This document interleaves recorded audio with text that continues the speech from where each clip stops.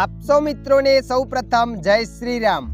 મિત્રો આજના આ વિડીયોમાં આપણે જાણીશું મોબાઈલને ફૂલ રીસેટ કઈ રીતના કરવું। હા મિત્રો, તમે પણ તમારા મોબાઈલને ફૂલ રીસેટ કરવા માંગો છો તો આ વિડીયો તમારા માટે। આ વિડીયોના માધ્યમથી આપણે જાણીશું મોબાઈલને ફૂલ રીસેટ કઈ રીતના કરવું। તો ચાલો આપણે વિડીયો પર આગળ વધીએ।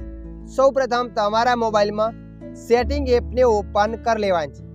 જેવા તમે સેટિંગ એપને ઓપન કરશો એટલે મિત્રો આગળ આવું પેજ આવશે। આવું પેજ આવ્યા પછી તમારે થોડા નીચે સ્ક્રોલ કરીને જવાનું છે। થોડા નીચે સ્ક્રોલ કરીને જશો તે નીચે લખાઈને આવશે સિસ્ટમ। તો મિત્રો અહીંયા તમારે સિસ્ટમ પર ક્લિક કરી દેવાની છે। સિસ્ટમ પર ક્લિક કર્યા પછી આગળ આવું પેજ આવશે। અહીંયા લખેલ છે રિસીટ। તો મિત્રો અહીંયા તમારે રિસીટ પર ક્લિક કરી દેવાની છે। રિસીટ પર ક્લિક કર્યા પછી આગળ 4 ઓપ્શન આવશે। અહીંયા લખેલ છે erase all data factory receipt. અને મિત્રો જો તમારા મોબાઈલમાં આ સિસ્ટમનું ઓપ્શન ના આવે તો તમારે અહીંયા સર્ચના ઓપ્શન પર ક્લિક કરી દેવાની છે। મિત્રો આ સર્ચનું ઓપ્શન દરેક મોબાઈલમાં હોય છે, તો તમારે અહીંયા સર્ચના ઓપ્શન પર ક્લિક કરી લેવાની છે।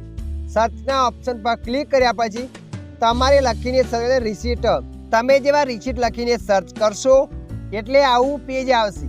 તો મિત્રો અહીંયા તમારે રિસીટ ઓલ સેટિંગ પર ક્લિક કરી દેવાની છે। રિસીટ ઓલ સેટિંગ પર ક્લિક કર્યા પછી આગળ આવું પેજ આવશે। તો મિત્રો અહીંયા તમારે erase all data factory receipt પર ક્લિક કરી દેવાની છે। એના પર ક્લિક કરશો એટલે આગળ આવું પેજ આવશે। તો મિત્રો જોઈ શકો છો અહીંયા તમારા જીમેલ એકાઉન્ટ બતાવશે। અહીંયા લખેલ છે ડાઉનલોડ એપ, મ્યુઝિક, ફોટો, અધર યુઝ ડાટા।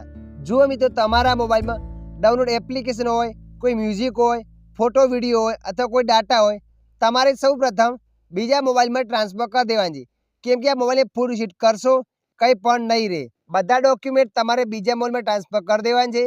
ટ્રાન્સફર કર્યા પછી ઇરેઝ ઓલ ડાટા પર ક્લિક કરવાની છે એટલે તમારો મોબાઈલ ફૂલ રીસેટ થઈને ઓટોમેટિક સ્વિચ ઓફ થઈને ખુલશે। તો મિત્રો આશા રાખું છું આ વિડીયો તમને પસંદ આવ્યો હશે। વિડીયોની અંદર થોડુંક કંઈક જાણવા મળ્યું હોય તો વિડીયોને લાઈક કરી દેજો અને આવા માહિતીવાળા વિડીયો જોવા માટે અમારી ચેનલને સબસ્ક્રાઈબ કરી લેજો।